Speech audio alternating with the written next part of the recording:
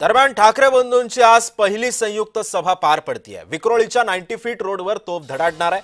ठाकरे बंधू सभेमध्ये काय बोलणार याकडे सध्या सर्वांचं लक्ष लागलंय।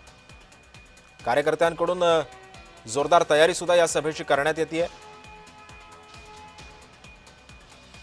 दरम्यान ठाकरे बंधूंची शिवतीर्थावर एक सभा होणारच आहे। बाळासाहेबांच्या नावानं मतं मागताय ना, मग मुंबईतील बाळासाहेबांचा पुतळा झाकून का ठेवलाय? संजय राऊतांनी शिंदे फडणवीसांना खडा सवाल उपस्थित केलाय।